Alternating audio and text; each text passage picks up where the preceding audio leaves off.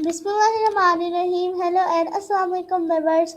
This is me, your host of Sasahi Justice Wali, and I'm level 1 student at Rohan School, Islamabad campus. So today we have got up to precious and our appreciating guest named Kirk Haslett. So hello, Kirk Haslett. Nice to meet you. Hi, Hassa. It's very nice to meet you, and thank you for inviting me today. So my first question from you that can you introduce yourself for our audience? Sure. Again, my name is Kirk Haslett, and at this point in my life, I am retired. I worked in public relations for 30, almost 40 years. Then I moved into academia, into the teaching side, and I have been teaching public relations for about 20 years now. And so it's a lot of fun. One is to do it and to learn all the secrets. Now is to share it with future professionals and help them hopefully get excited about public relations and want to do it themselves. But so that's where I am today, enjoying looking back and seeing success over the years.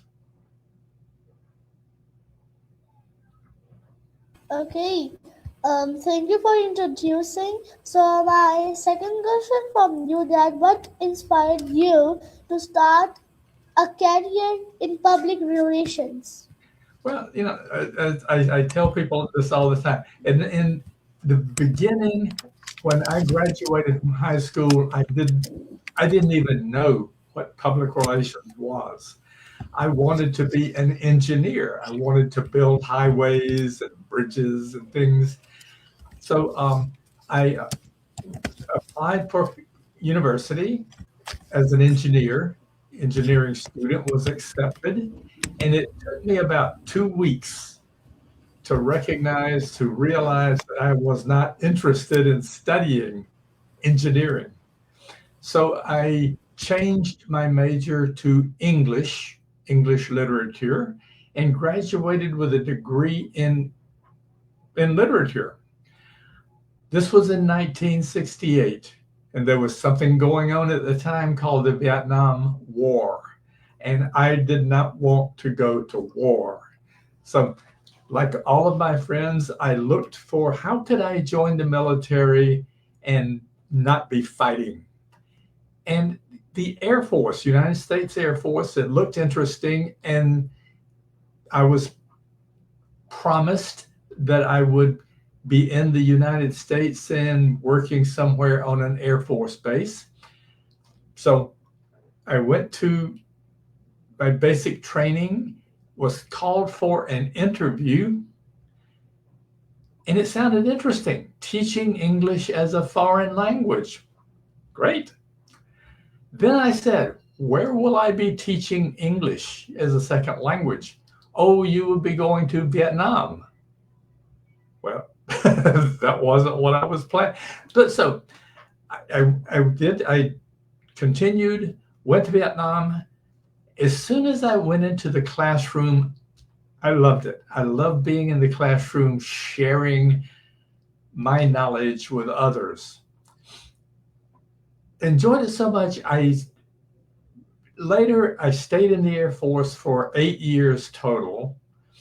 And after a couple of years, my supervisor started giving me more assignments that were kind of management things, business management.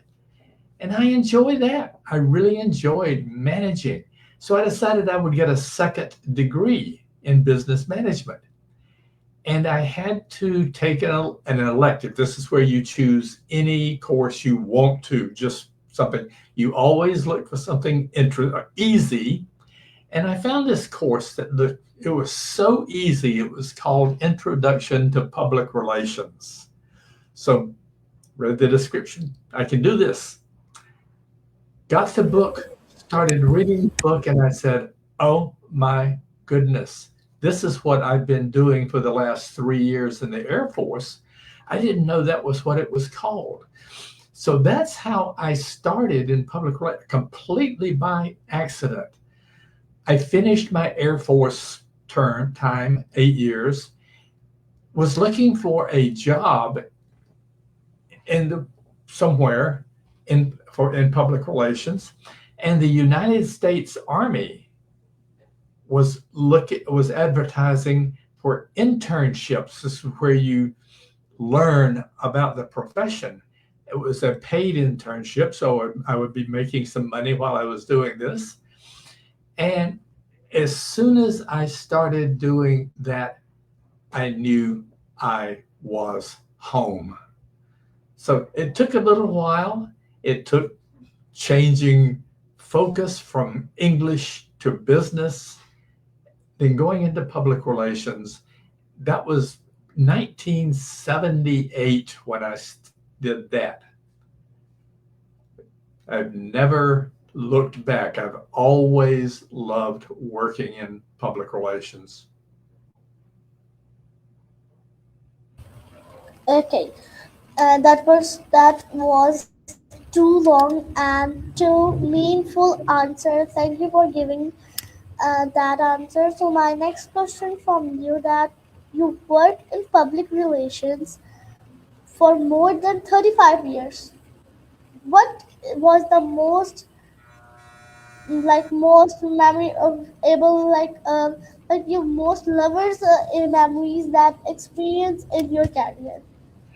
I'm saying there were many, many, many over the years, but I would say really from the very beginning, the one thing I remember so much was my very first job assignment working with the Army as public affairs. I was the public relations manager, if you will, for an Army school. This school did not like publicity because of what it did for its mission. I talked to people in the community. We had been in the community in that location for close to 40 years. No one knew who we were. I decided I will help the community, I will help the world know who we are. Within 3 years, we had publicity around the world in publications talking about what we did. And that to me was, yeah, you can do this. It is not impossible, even when the organization does not like publicity. You can still get them recognition so that people appreciate who they are. So that was how I started. I always remember that, and I try to repeat the success in everything I do. Okay, that was too good answer. I like that, and I learned too much with your from your answers. Thank you. So my next question from you, that what do you enjoy most about teaching communication and public relationships? I mean, this is something, and this is why I enjoy teaching. I love helping other people learn about and hopefully get interested in and want to succeed in the same thing that I did myself. So it's just as I like to say, I see the light go on in a student's eyes, and he or she says, "I want to do this." And over the years, I have had, I don't know how many hundreds of students who have gone off, graduated, and become very successful in something about communication, public relations, or whatever it might be here. But I love that. I love hearing from them and hearing how they are taking what me and them, learned in the classroom and using it in the real world.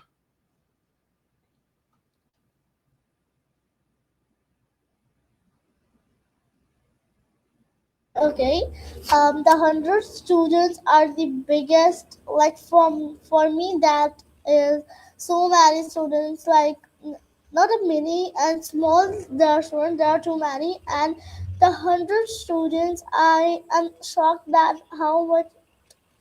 Like how can you do that? Because in my life, that is too hard for me to repair to to teach 100 students in like one routine. So I can teach like 20, 30, not more than 30 students, because it's like we like for example, I have five students in 1 hour, and I Hmm. have to teach them.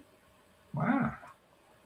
This is an example. Okay, so I have five students and I have to teach them in 1 hour, so that one student will push my this arm, one student will be push my this arm, and I can confused in that. So like, That's wonderful. Yeah. yeah. Okay, so my next question from you, that what is ethics important in public relations for you? Ethics is about doing the right thing for the right reason. And public relations is about building trust. Your publics, the people that you are communicating with, interacting with, they have to trust you. You cannot lie to them. You have to tell the truth.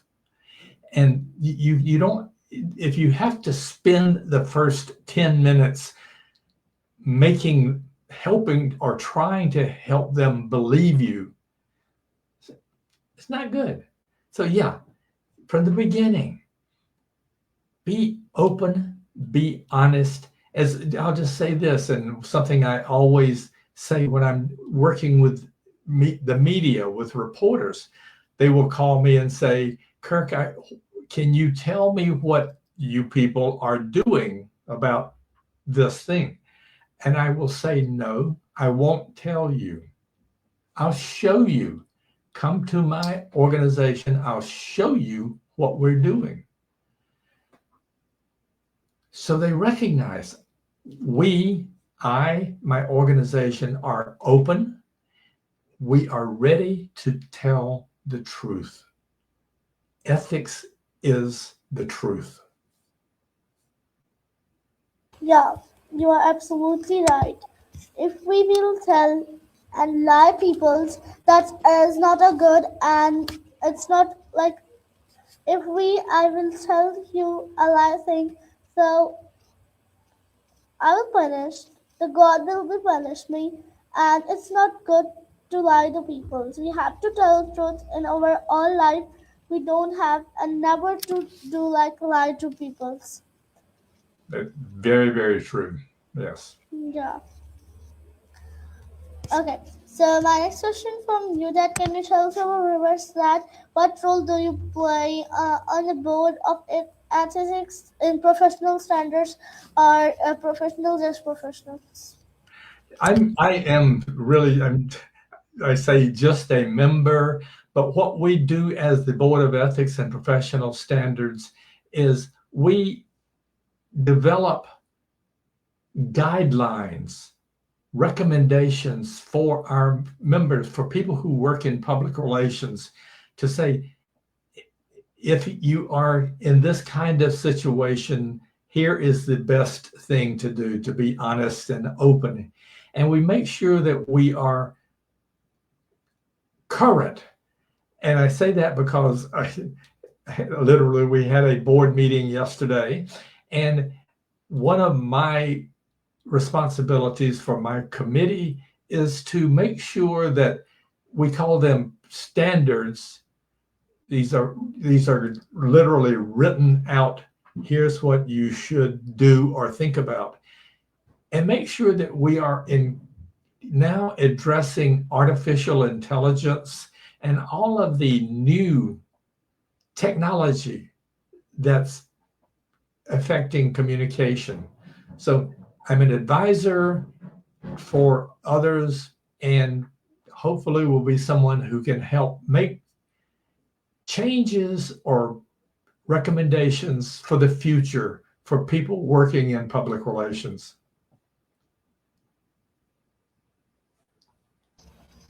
Okay. So yes, you're absolutely right. So my next question from you, that can you tell me and my viewers that can you tell us about the work in the Global Listening Center? The Global Listening Center, the key word in Global Listening Center is listening. And what the Global Listening Center focuses on and tries to help people, educators and others, understand is it's not just about communicating, it's about stopping, listening, and understanding what others are saying or thinking. So it's a big challenge, but it really is a reminder for everyone that it's not just about talking, it's about listening. Yeah, I think in my language, listening is more than important to speaking. I hope I'm right. Yes, absolutely. Thanks. So my next question from you, that can you tell some of viewers that you work in and you tell me your full introduction, like, so you work in United States and Asia, right? Yes, I've worked, both in both areas, in Asia, mostly in the military, doing various Okay. things there. But it was interesting because I learned, and this is again for communication, I learned that it's not just the words. Some people hear a word and they hear something different. So I learned early on for communicating to really stop and think, how does this sound in this culture? Does it sound good? Does it sound, it's just, I remember so clearly when I first went to Vietnam, one of the things that we were told when we went to Vietnam is if you see a small child, don't pat the child on the head. That's not a good thing. It sounds crazy, but yes, you're in a different culture. There are different standards, if you will, of how you communicate with, interact with others.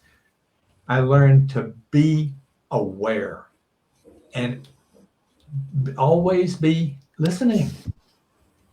Is what I do or what I say okay in this culture here? So very interesting experiences and still learning. Okay. So my next question from you, that can you tell me that you work with in Manila and in Singapore. So what was the experience like in those countries?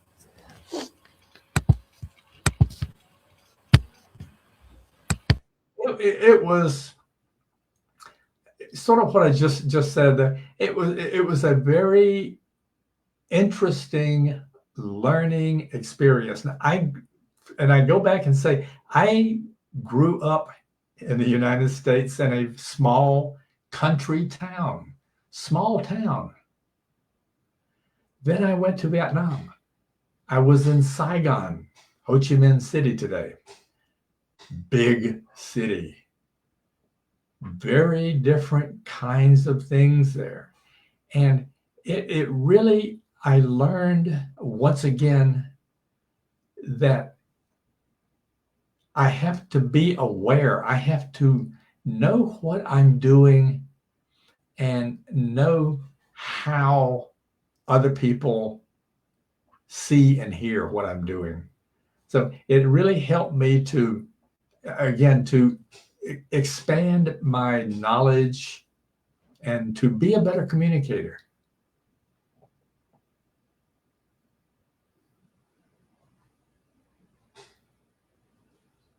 Yeah, yes, sir, you're absolutely right. Your every sentence is meaningful and right. I think that. Okay. So my next question from you that what do you think is the future of public relation? Do you know that all peoples know in this world that in future the all world will be realized in with artificial intelligence? That every single person know these things. You know, I have been on this earth long enough to know that things change every minute. And the future of public relations, the way I see it, the idea of what public relations is communicating, not talking to, communicating is so important. But what has changed is when I started in public relations, very small ways of communicating. If you wanted to talk to someone, you had to get on the telephone and dial a number and talk to the person on the telephone. Today, you're sitting, Yes. you're in Pakistan, I'm sitting in Florida, and we're talking to each other. Communication has changed, and people everywhere are hearing what you are doing. So it's going to be an interesting, continuing change and challenge. But we can do this. We just have to be aware of what is happening. Yes. Like communicating means like making connections. Knows that what is the like person is doing, what is name, what it doing. Make a friend, make a relations. Some of these that. Absolutely. You know, it is, it's all about, it's really, I know we say in the classroom, we say so much, Yeah. public relations is a two-way communication. But this is true. It is very, very true. You have to be aware of what others are seeing, hearing, thinking.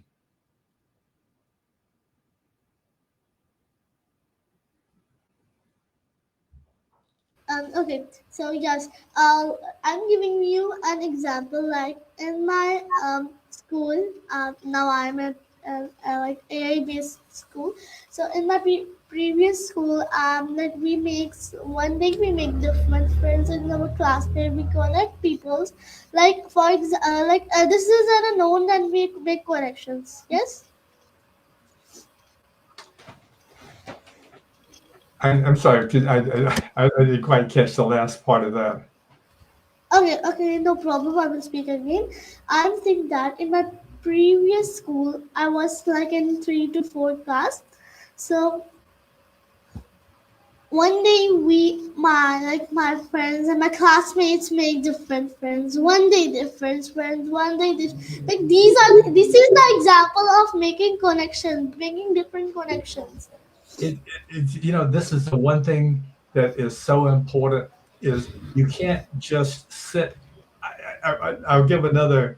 I always like to tell stories. When I first started working for the Army at that school that I mentioned, I I was always out going around meeting people, introducing myself. My supervisor, my boss came to me one day and he says, "Kirk, every time I come to your office, you're not here." And I thought, oh, and then he said, "No, that's a good thing. That means you're out in the community." So it's all about staying connected, but not just sitting at your desk and talking, being out. I go out and I go around and I go to every office and I talk to people to know what they're doing, and then to maybe learn how can I help them succeed. But it's a two-way communication. Okay. Yes, you are absolutely right. The making like we are like I'm going to like I'm doing an interview with you. Mm-hmm. I like your type of there are 1,000 1,000 is lot of people, more than 1,000 there are that I have to do, and I will and sorry, so I haven't do that interview from that. Okay. So like yeah, that's it. So one more thing I want to say to you, what is artificial intelligence? 100 people know that what is AI.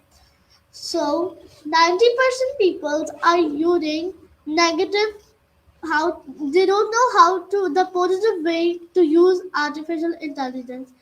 For example, YouTube. Do you know what is? Do you know some like YouTube? Like YouTube is a social media. YouTube, Instagram, Twitter, LinkedIn. It's artificial intelligence. There's so many different things that are changing communication, and you have to be aware. And that's Yeah, for the board of ethics. One of the things we try to say is, yes, you can use these techniques, but be aware, where is the information coming from, and then who is hearing it, and do they understand? It's a constant learning challenge. I didn't mean that, but that is good thing. I'm telling you, this is not my question. I'm telling you that the we have to use AI like in a positive way, not negative.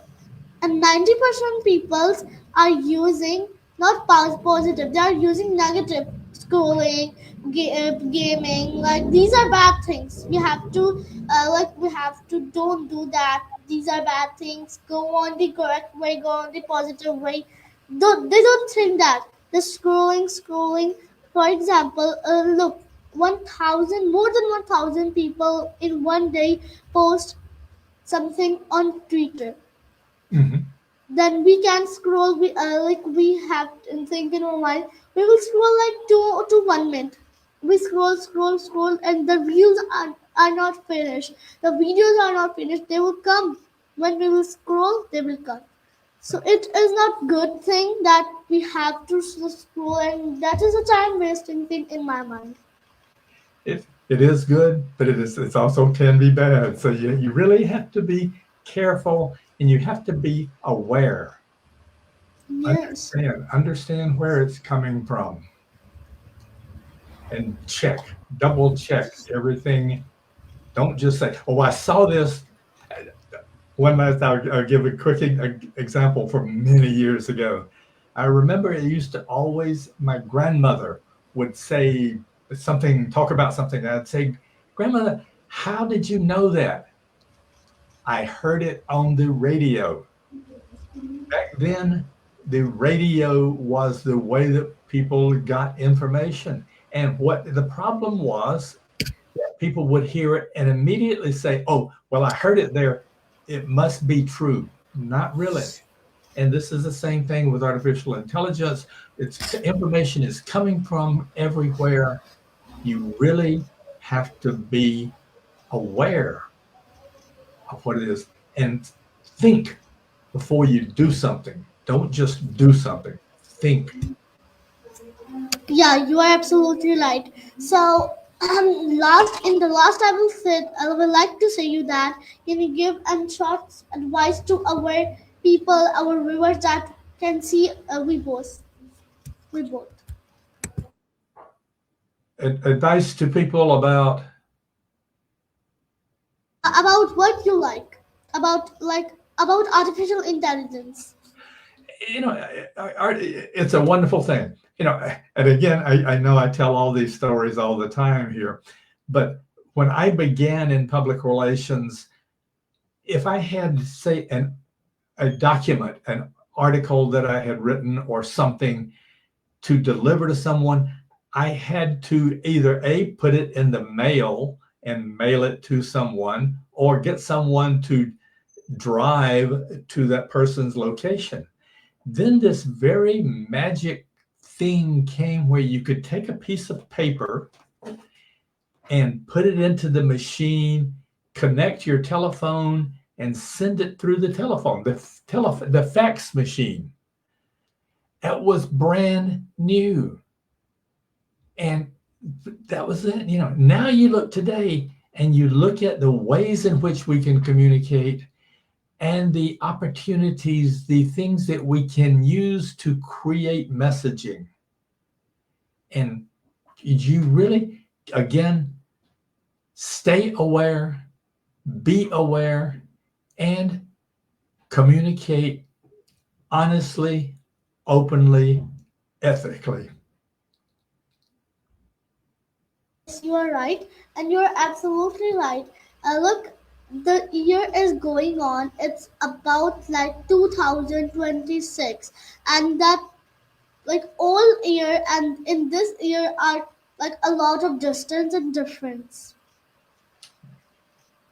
Look, like an old, I'm not in that. Like I'm not like I'm not born in that years, but I know like some things that we communicate in old years and we communicate with online in this year. That it's too different.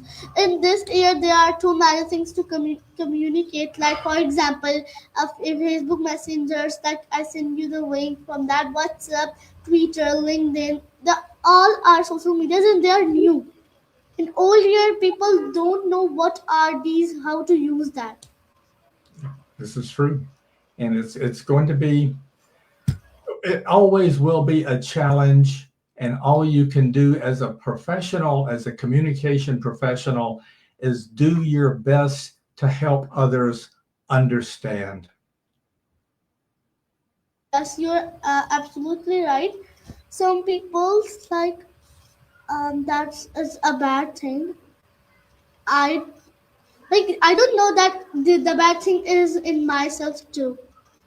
I think I think that I am also bad because I do something bad things, but I don't know what I'm doing. We all do. It's called, Yeah. you're a human being. Human beings make mistakes. Learn from your mistakes and try not to ever do them again. Yes, we make mistakes. After that, we make some mistake that we after that we learn from that mistake that we don't have to do this mistake again.